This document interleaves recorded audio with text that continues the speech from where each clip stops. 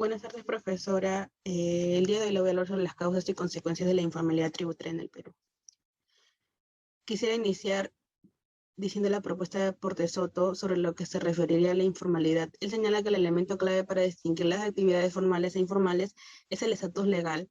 Es por esto que el sector informal es definido como un conjunto de unidades económicas que no cumplen con todas las regulaciones y los impuestos. Según Schneider, la informalidad tributaria forma parte de la denominada economía oculta, sumergida, subterránea, negra, entre otros términos, que se le define como toda producción legal de bien y servicio orientada al mercado que son deliberadamente apartados del control gubernamental, tanto para evitar la carga tributaria y de las contribuciones de la seguridad social como las regulaciones y registros gubernamentales. Según Dreyden y College, existe una división de tres componentes referidos a la actividad informal. Uno es la evasión tributaria pura. Esta se produce cuando las personas no reportan todos los ingresos que están generando según el desempeño de su negocio registrado y contabilizado en las estadísticas nacionales. Dos, la economía irregular. Esta abarca la producción de bienes y servicios legales en pequeños establecimientos que no han sido registrados y por consecuencia se encuentran exentos de mayores impuestos. Tres y último, las actividades ilegales. Estas se desarrollan fuera del marco legal, abarcan la producción y distribución ilegal de bienes y servicios, como por ejemplo el narcotráfico, la venta de armas, la venta y la producción de drogas, la prostitución, entre otras. En esta figura se plasma la estructura del sector informal, la que acabo de explicar hace un momento.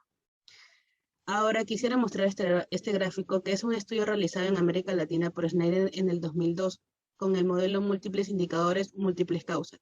Entonces se puede verificar que Perú y Bolivia encabezan la lista del tamaño del sector informal en la región, Perú con un 59.4% del PBI oficial en los años 2000 y 2001. Finalmente, poniendo en contexto el tema que nos ha mandado con la actualidad, debido a la pandemia del COVID-19, la cual repercutió con fuerza en las recaudaciones tributarias en el país, la cual llegaría a un 20% al cierre del año.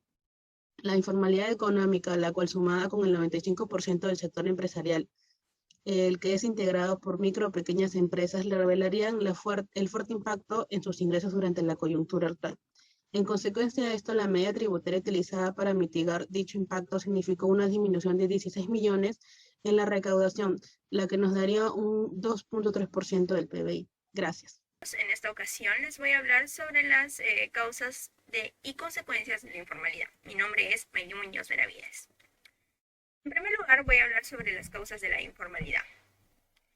Las principales causas de la informalidad deben ser el alto costo de la legalidad, actividades de fiscalización establecidas por la ley, la pobreza es uno de los principales factores del crecimiento de la economía informal. La crisis financiera asiática también provoca un crecimiento acelerado de las actividades económicas marginales, así como la migración de personas provenientes de zonas rurales a nuestra ciudad, o bueno, a la ciudad correspondiente, ¿no? También, la tecnología también demanda personal altamente especializado y relega a las personas que no cualifican y que buscan un trabajo en el sector informal. Los salarios del sector público también son insuficientes. Ahora bien, todo este conjunto de factores vienen a formar la informalidad. Pero, ¿qué causa la informalidad? ¿Cuáles son las consecuencias de que exista la informalidad? La principal consecuencia es la evasión fiscal o tributaria. ¿Qué es la evasión fiscal o tributaria? Es toda eliminación o disminución de un monto tributario producido dentro del ámbito de un país por parte de quienes están jurídicamente obligados a abonarlo y que logran tal resultado mediante conductas fraudulentas y omisas violatorias de disposiciones legales. Las causas de la evasión tributaria vendrían a ser la carencia de una conciencia tributaria, un sistema tributario poco transparente, administración tributaria poco flexible y bajo riesgo de ser detectada. Ahora, les voy a dar el pase a mi compañera que les va a dar unas recomendaciones para evitar, o mejor dicho, para disminuir la informalidad tributaria. Gracias. Mi nombre es Daniela Reategui y yo voy a ser quien les ponga las recomendaciones. Es una necesidad para la SUNAT realizar un análisis del efecto de las variables estudiadas con el cumplimiento de que éstas respeten las obligaciones tributarias. Es recomendable revisar las magnitudes de las multas bajo dos enfoques. Primero, aliviar los montos con el fin de que sean accesibles y no afecten a la comunidad empresarial. Y dos, divulgar los niveles de multa a fin de que los empresarios las conozcan antes de que sus acciones cometan faltas. Se requiere disminuir las cargas tributarias para que las empresas puedan crecer. Su principal decisión es contar con mayor cantidad de dinero con el fin de que este pueda ser invertido en la capital de trabajo. Hay que verificar los costos administrativos que significan el cumplimiento de los trámites burocráticos para las empresas como las extranjeras.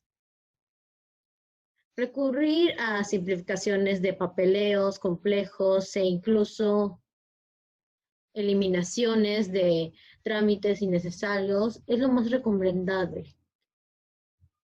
Es conveniente realizar modificaciones en los programas para la formalización y agilizar los tiempos para que ello pueda generar más tiempo y confianza en la toma de las decisiones y no perder esa dicha confianza.